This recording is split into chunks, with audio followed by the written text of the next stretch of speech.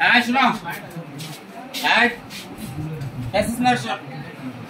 Passage narration তোমার করার জন্য প্রথমে সম্পূর্ণ প্যাসেজ থেকে বক্তার শ্রোতা কি করতে হবে, নির্ণয় করতে হবে।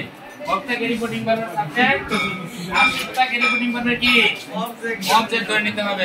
এই শুনো, একই বক্তা একই সাথে একাধিক উক্তি করলে দ্বিতীয়বার অংশ, তৃতীয়বার এগেইন, চতুর্থবার ফার্দার। এটা আমি লিখছি, তুমি এই সিরিয়াল মেইনটেইন না করলেও হবে, তবে সিরিয়াল মেইনটেইন করার একটা সুবিধা আছে। সুবিধা হলো দ্বিতীয়বার অংশ, তৃতীয়বার এগেইন, চতুর্থবার ফার্দার এডি দিলে তোমার অর্থ বুঝা অন্যগুলা না দিলেও চলবে, এইভাবে সবগুলো লিখতে পারবা। বুঝছো নাকি? আচ্ছা, আরো উক্তি থাকলে তুমি ওগুলো অর্থ বুঝে। আর সাধারণত তোমার চতুর্থবারের পরে একই বক্তার আরো উক্তি সাধারণত থাকে না। বুঝছো নাকি? রিপোর্টিং ভার্বের অংশ প্রথম থেকে যেটা থাকে রিপোর্টিং ভার্বের অংশ, এটা প্রথমেও থাকতে পারে, শেষেও থাকতে পারে, তবে আবার নাও থাকতে পারে। তবে রিপোর্টিং ভার্ব এর অংশ প্রথমে ধরে নিতে হবে। বুঝতে পারছো? প্রথমে ধরে নিতে হবে, ধরে নিতে হবে। বুঝছো নাকি? এখন পরে একটা প্যাসেজ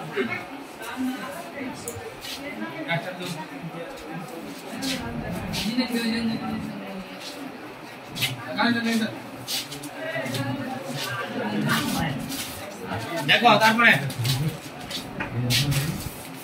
এখন আমি একটা লিখি। দেখো দেখো,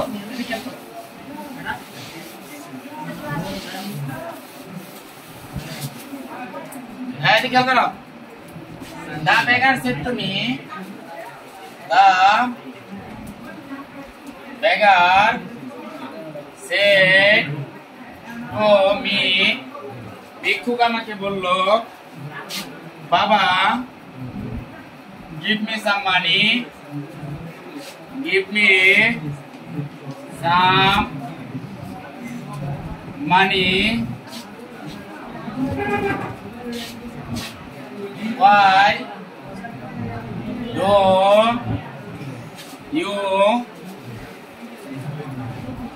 Why do you beg? তুমি কেন কি করো?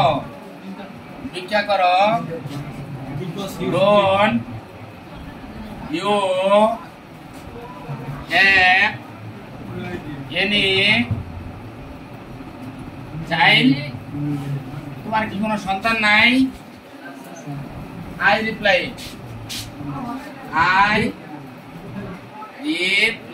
আচ্ছা, তোমার এ নেই দিলাম, এটুকু। এটাই একটা প্যাসেজ। তাহলে প্যাসেজ করে তোমার এখানে বক্তার কি নির্ণয় করতে হবে?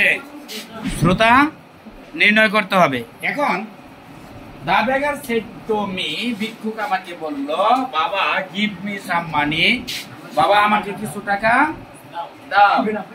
Why do you beg? তুমি কেন ভিক্ষা করো? Don't you have any child? তোমার কি কোনো সন্তান নাই? এখন এই বাক্যটার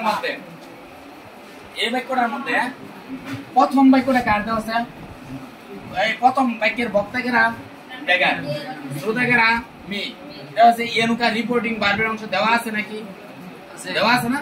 রিপোর্টিং ভার্বের অংশ, এটা রিপোর্টিং ভার্বটা কিন্তু রিপোর্টিং ভার্বের অংশ। তাইলে আমি পুরাটা পড়া বক্তার শ্রোতা বুঝছি। বাবা গিভ মি সাম মানি, বাবা আমাকে কিছু টাকা দাও। এটার বক্তা কারা? বেগার। এটা শ্রোতা কারা? Me. Why do you beg? তুমি কেন ভিক্ষা করো? Don't you have any child? তোমার কি কোনো সন্তান নাই? এটা কার বক্তব্য বলো? এটা কার বক্তব্য? তাহলে এটা শ্রোতা কারা? বেগার। কথা বুঝছো নাকি? আমরা এটা এখন নিরসন করার চেষ্টা করি। এটা কি ধরনের বাক্য বলো তো? এটা কি ধরনের বাক্য? এটা কি ধরনের বাক্য? Interrogative sentence. কি কি দেওয়া শুরু হয়? ডব্লিউএস ওয়ার্ড অথবা অক্সিলারি ভার্ব। এটা কি ডব্লিউএস ওয়ার্ড অথবা অক্সিলারি ভার্ব দিয়ে শুরু হয়েছে? মূল ভার্ব দিয়ে শুরু হয়েছে। Do not, don't, please, kindly, never, let, মূল ভার্ব এগুলা দ্বারা যদি শুরু হয় তাহলে ওটা ইম্পারেটিভ সেন্টেন্স। এখানে একটা সম্বোধন পদ আছে। সম্বোধন পদটা কি? বাবা। বুঝছো? এও না দা বেকার সেট তুমি ভিক্ষুক আমাকে বললো বাবা, ভিক্ষুক আমারে কি বললো বাবা, ভিক্ষুকের বাবা আমি না এখানে আয়ে কি ভিক্ষুকের বাবা? হ্যাঁ না, তাহলে বাবা কি এখানে? সম্বোধন পদ। সম্বোধন পদ থাকলে কি হয়? প্রথমে কি অ্যাড্রেসিং, প্রথম কি অ্যাড্রেস শব্দের অর্থ কি? অ্যাড্রেস শব্দের অর্থ ঠিকানা। অ্যাড্রেস শব্দের ঠিকানা হইলে নাউন। অ্যাড্রেস শব্দের অর্থ ভাষণ দেওয়া। অ্যাড্রেস শব্দের অর্থ ভাষণ দেওয়া হইলে ভার্ব। অ্যাড্রেস শব্দের অর্থ সম্বোধন করা। অ্যাড্রেস শব্দের অর্থ সম্বোধন করা হইলে ভার্ব। তাহলে অ্যাড্রেসিং সম্বোধন করিয়া, অ্যাড্রেসিং প্লাস সম্বোধন পদের অবজেক্ট। সম্বোধন পদ কি বলো? সম্বোধন পদ কি? সম্বোধন পদ কি এখানে? বাবা বাবা তাহলে প্রথম দিলাম অ্যাড্রেসিং প্লাস সম্বোধন পদের অবজেক্ট। সম্বোধন পদ বাবা। বাবা এটা ছেলেবাচক সম্বোধন বা পুরুষবাচক সম্বোধন। তাহলে পুরুষবাচক সম্বোধন মানে হি। হিয়ার অবজেক্ট কি? হিম। তাহলে অ্যাড্রেসিং হিম অর্থ বলো সম্বোধন করিয়া তাকে। পরে নিয়মের কি? অ্যাড্রেসিং প্লাস সম্বোধন পদের অবজেক্ট। অ্যাড্রেসিং এর সম্বোধন পদের নিয়ম পড়ছো না? পড়ছো না? কথা বলে না বল না কে? অ্যাড্রেসিং প্লাস সম্বোধন পদের অবজেক্ট। পরে নিয়মের কি?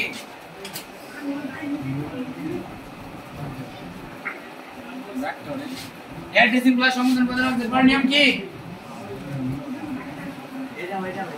অ্যাড্রেসিং প্লাস সম্বোধন পদের অবজেক্ট প্লাস এস প্লাস কি? প্লাস সম্বোধন পদ। সম্বোধন পদ কেনা? বাবা। তাহলে বাবা, তাহলে অ্যাড্রেসিং হিম তাকে সম্বোধন করিয়া এস বাবা, বাবা বলে তাহলে পরে দা বেগার, দা বেগার, বেগার সেপ্টেম্বর পরিবর্তে কি দিবা? এটা কি দিয়ে শুরু হয়েছে? মূল ভাব দিয়ে শুরু হয়েছে। ভিক্ষুক আমাকে কি আদেশ করবো? এরকম অবস্থান অনুযায়ী ছোট কেনা ভিক্ষুক তুমি কি বড়? ছোটরা বড়দের কি করে? আমি যেমন বলছি না ছোটরা বড়দের কি করবো? অনুরোধ করে কথা, অনুরোধ করে কথা। অ্যাড্রেসিং হিম এস বাবা, দা বেকার কি? হ্যাঁ রিকোয়েস্টেড পরে কি? এখানে শুনো ভিক্ষুক, ভিক্ষুক কারে কইছে? এরকম তুমি যদি মি দাও তাহলেও হবে, বুঝছো নাকি? বুঝছো নাকি? অ্যাড্রেসিং মি সম্বোধন করি আমাকে, বুঝছো? মি দিবা মি। এস বাবা, বাবা হিসেবে দা বেকার রিকোয়েস্টেড পরে কি? মি। তোমার পরিবর্তে কি হবে? দ্যাট। আবার দ্যাট কয় এগুলা বুঝে দিন তো বড়।